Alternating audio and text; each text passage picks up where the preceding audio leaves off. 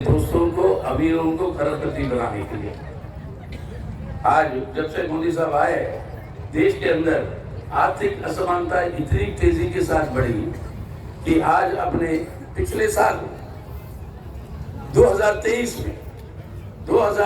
में 1% अपनी देश की आबादी, 1% देश की आबादी का संपत्ति जो है वो 23% बढ़ा, 23%, यानी वो और अमीर हो गए। और नीचे के तबके के 25% लोग, उनकी जो है संपत्ति 13% घटी है। यानी गरीब की संपत्ति घटती है, अमीर की संपत्ति बढ़ते जाती है और देश के अंदर खरबपतियों की संख्या बढ़ते जा रही है। और मोदी साहब का कहना है ये तरक्की हो रही है। अरे देश के अंदर नौजवान को, हमारे देश के अंदर आज 52% देश की आबादी जो है 25 साल की उम्र से कम है। तकरीबन 70% आबादी 40 साल की उम्र से कम है। और इनमें से 42% जो पढ़े लिखे, जो बीए कर चुके हैं, वो बेरोजगार भटक रहे हैं। अगर यही बेरोजगार नौजवान को जो पढ़ा लिखा है, अगर उसको सही ढंग से आप उसकी व्यवस्था करो, उसको रोजगार दिलवाओ, तो नया भारत अपना नौजवान बनाएगा। कोई नेता की जरूरत नहीं है, ये नया भारत अपना नौजवान खुद बनाएगा, एक बेहतर भारत। तो आज जो है सवाल देश के लिए चाहिए, नेता नहीं। देश के लिए नेता नहीं चाहिए, देश के लिए नीति चाहिए। देश के लिए नीति चाहिए जो जनहित में नीति हो, और उन नीतियों को लागू करना हो तो जनता के हित वाली पार्टी को आप जो है इकट्ठा होकर इस सरकार को हटाते हुए, भाजपा का वो एक सामूहिक सरकार का गठन हो केंद्र में, दिल्ली में, और वो सरकार जो चलते हुए ये धर्मनिरपेक्ष नीतियों को लागू कर सके और वो वातावरण सदा पैदा करे देश मुल्क में, जब सिर्फ ये नहीं पूछेगा कोई कि आप हिंदू हो या मुसलमान हो या ईसाई हो, ये नहीं पूछेगा कोई आप जाट हो या ब्राह्मण हो या आप दलित हो। सिर्फ ये पहचानेगा कि इंसान को पहचाने, और वही है अपना भारत का मुल्क। और इस मुल्क के अंदर वो वातावरण को खड़ा करने की जरूरत है।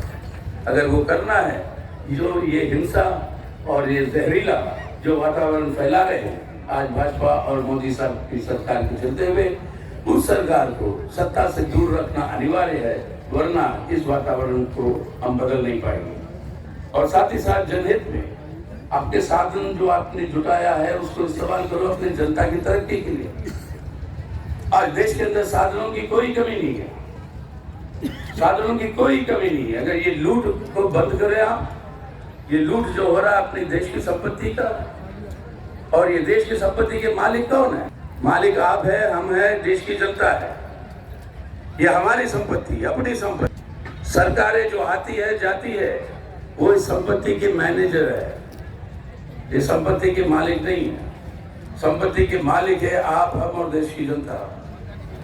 और कोई भी मालिक, कोई भी मैनेजर बिना मालिक के इजाजत के अगर इस संपत्ति को बेचना चाहता है और बेचता है, और मालिक की इजाजत ना लिए हुए बेचता है, तो मालिक का ये जिम्मेदारी बनता है उस मैनेजर को बदलो, उसको उठाकर फेंको और एक नया मैनेजर ले आओ जो जनहित में काम करेगा। आज ये है बदलाव का मतलब। हमारी संपत्ति के मैनेजर जो लूट रहा है हमें, हमारी संपत्ति को, उसको बदल रहा है। और देश की जो हमारा जो साधन है, जो हमारी संपत्ति है, उसको इस्तेमाल करें जन कल्याण के लिए, जनहित के लिए। सुना आपने महिलाओं की हालत क्या है, बच्चों की हालत क्या है कुपोषण की हालत अपने देश के बच्चों के भीतर। ये सब बातें सुनी आपने बाकी नेताओं से, दोहराना नहीं चाहता हूँ, लेकिन ये सब बदल सकते हैं। हम सब बदल सकते हैं जब ऐसी सरकार आए जो जनहित में काम करने वाली नीतियों को लागू कर सके।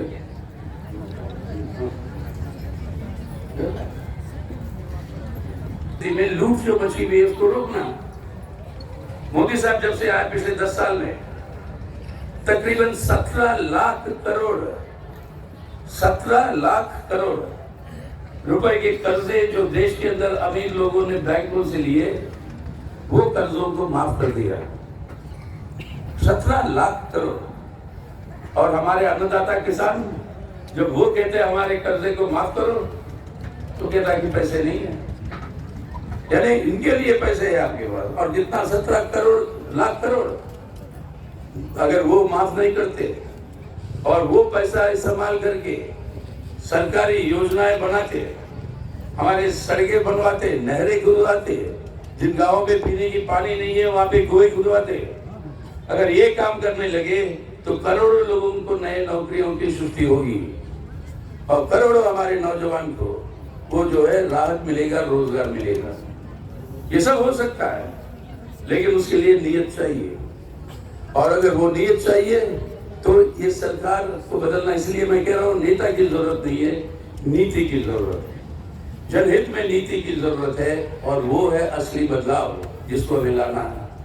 अब ये लूट मचाई, मेरा भी एक याचिका थी सुप्रीम कोर्ट में इलेक्ट्रल बॉन्ड के बंद करने के लिए।